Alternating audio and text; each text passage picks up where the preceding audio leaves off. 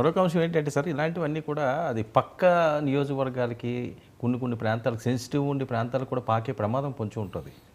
తొందరగా పాకుతాయి. ఎందుకంటే మిశ్రమ ప్రభుత్వము, అనేక పార్టీలు ఉన్నాయి, తర్వాత కులాలు, సామాజిక తరగతులకు సంబంధించిన అంశాలు ఉన్నాయి. మొన్న కూడా మనం మాట్లాడాం పిఠాపురం కూడా అటువంటిదే కదా, చాలా సెన్సిటివ్. పవన్ కళ్యాణ్ సొంత నియోజకవర్గము, ఆయన సీటు రావడానికి ముందు అది టీడీపీ, స్వతంత్రుడు, ఇప్పుడు దొరబాబు అది ట్రయాంగిల్ అయిపోయింది. ఆయన దొరబాబు ఇప్పుడు బీజేపీ అట, మళ్ళీ బీజేపీలోకి చేరబోతున్నాడట. మరి అంటే ఇప్పుడు 3 పార్టీల ముచ్చట్లాగా తయారవుతుంది ఇది. అది 3 పార్టీల కుంపటిలాగా. అది ఏమాత్రం కూటమికి అది చాలా సమస్యాత్మకంగా తక్కువ. ఇది కూడా అలాంటిదే. గుడివాడ కూడా సెన్సిటివ్ నియోజకవర్గమే ఆ విధంగా చూస్తే కోస్తా జిల్లాలో. సో ఇవన్నీ ఓకే, మరి వాడు సర్దుబాటు చేసుకుంటారు. ఇప్పుడు మనం తొందరపడి ఇది జరగదు, ఇది పెరుగుతుంది అని చెప్తే అదేమో కావాలని మనం ఏదో కోరుకోవడం సమస్య కాదు. తగు జాగ్రత్తలు తీసుకోకపోతే, ఈక్వేషన్స్ అక్రమంగా చూసుకోకపోతే మటుకు ఇవి చెలరేగే అవకాశం చాలా ఎక్కువగా ఉంటుంది. ఇప్పుడు ఇంత కూటమి గట్టి గెలిచింది, ప్రయోజనాలు నెరవేర్చుకోవడానికి ఎవరికి వాళ్ళు. పైకి వేరే విషయాలు ఎన్ని చెప్పినా, ఒకటి ఆధిపత్యాలు, 2 నామినేటెడ్ పదవులు, 3వది స్థానిక ప్రాబల్యాలు, 4వది సామాజికమైన సమీకరణలు, క్యాస్ట్ ఈక్వేషన్స్, ఇవన్నీ అక్కడ పనిచేస్తూ ఉంటాయి.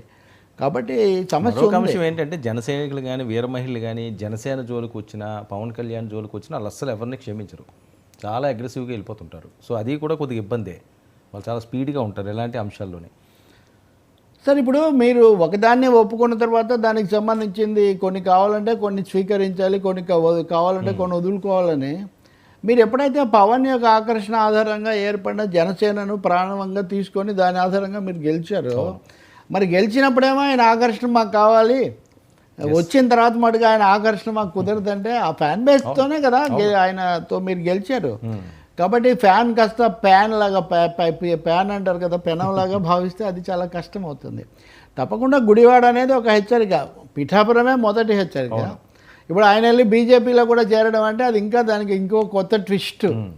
2 నుంచి 3 వేస్ ట్విస్ట్ ఇచ్చాడు ఆయన. ఇప్పుడు గుడివాడలో కూడా వచ్చింది.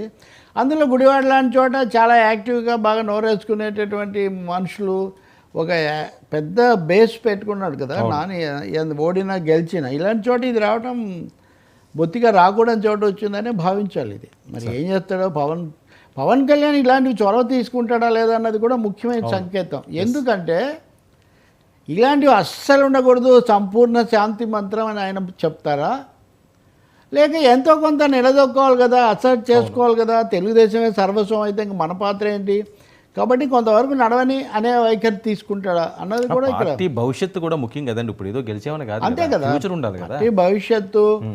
తన సొంత పార్టీలో విశ్వాసం నిలబెట్టుకోవటం, అనుయాయులను అలాగే ఉండటం, ఆత్మగౌరవం అనే ప్రశ్న కూడా వస్తుంది కదా. ప్రతిసారి మనమే తగ్గాల, ఇలాంటివి కూడా వస్తాయి మిశ్రమ అయితే. అంతే కదా, వాళ్ళు వచ్చి దిమ్మె పగలగొట్టడం ఏంటి, వాళ్ళు సారీ చెప్పాలి కానీ ఇంకోటి అన్న పద్ధతిలో. ఇందులో ఎవరికి తోచిందో వాళ్ళు మాట్లాడుతుంటారు కదా. ఇక్కడ ఉన్నంత ప్రశాంతంగా అక్కడ ఉండదు కదా, ఒక టెన్షన్. ఈ టెన్షన్ ఇంటర్నల్ టెన్షన్. సో కాబట్టి అది డబుల్ టెన్షన్ అయిపోతుంది.